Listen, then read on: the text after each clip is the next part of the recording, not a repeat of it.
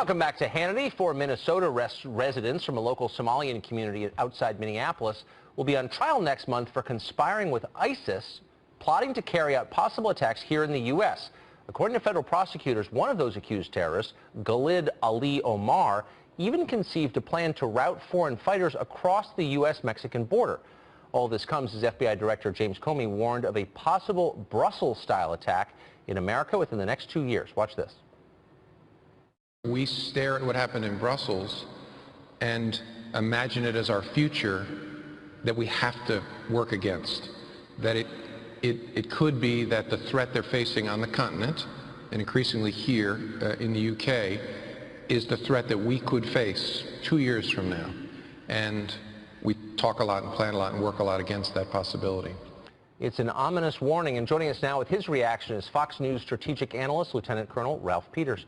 Colonel, great to see you tonight. Hey, Tucker. Minneapolis, yet again, the site of an FBI investigation into terrorism. Something has changed about Minneapolis. Whatever happened to Minneapolis nice or Minnesota nice? It didn't used to be the locus of terror plots. Why is it now? Well, among other things, our immigration policy is so utterly screwed up.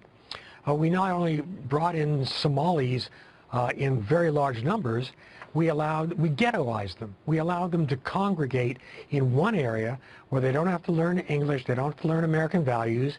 They're subject to hate preachers, the most radical forms of Islam, and it's a little Somalia within the United States. Yeah, but hold on, Colonel. But for years we brought Scandinavians into Minneapolis, and they congregated together and lived in their own neighborhoods and spoke Swedish and Danish, and they didn't plot any terror attacks. What's the difference? Well, they did clog our arteries with a lot of cheese, but very seriously, it really comes down to culture. The Scandinavians that came over were from European culture.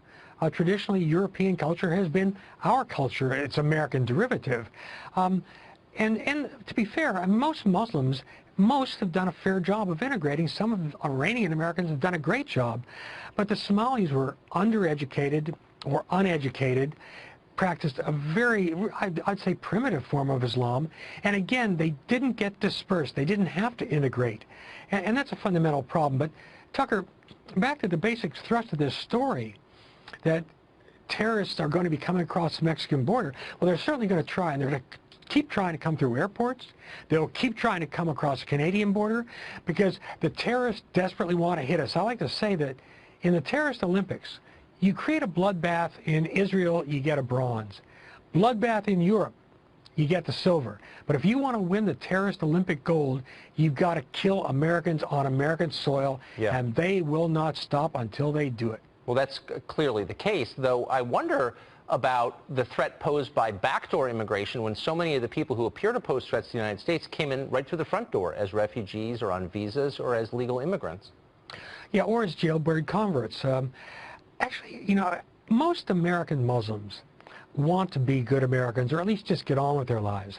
But we bear culpability in hindering their efforts to do so because we allow the Saudis and Gulf Arabs to fund radical mosques and hate mosques to terrorize our Muslim communities with the Wahhabi cult of Islam. So it's not a block thing that, you know, somehow all Muslims are bad or all Muslim immigrants are bad, but we make it harder for them with the Somalis by letting them all congregate. But above all, the biggest problem we have, to me, with Muslim immigration, apart from a screwed up immigration system, is that we allow the Saudis and others to fund the worst kind of proselytizing, the Wahhabi cult within Islam. But we have no counter-proselytizing. I mean, wouldn't it make sense, and by the way, there are a lot of great Muslims in this country, and I'm glad they're here, but if people come over and bring with them values that are antithetical to Western values, people don't allow their women out of doors to drive cars, perform horrifying and unnecessary surgeries on them for cultural reasons, nobody says anything. Whereas the Saudis have a really clear idea of what they want to inculcate in people. They have a vision of their culture, and they want to pass it on. We don't. Why is that? Well, it's because we've lived high off the hog for so long. We live in such safety, despite the threat of terrorism. We live in such wealth, despite whining about poverty, that we don't appreciate how hard a place the world is. And so political correctness, we can afford political correctness. That's why political correctness works, or fails to work.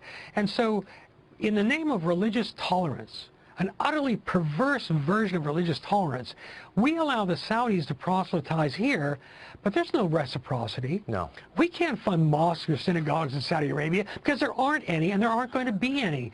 And the fact that our Congress will not stop foreign individuals who do not reciprocate, who do not practice tolerance at home, allow those foreign individuals and states to fund the most hateful versions of any religion here, it is beyond my ken. I'm laughing at the thought of trying to build a Presbyterian church in Riyadh. What would happen? Colonel, that was a really insightful couple of minutes. Thanks for joining us. Thank you, Tucker.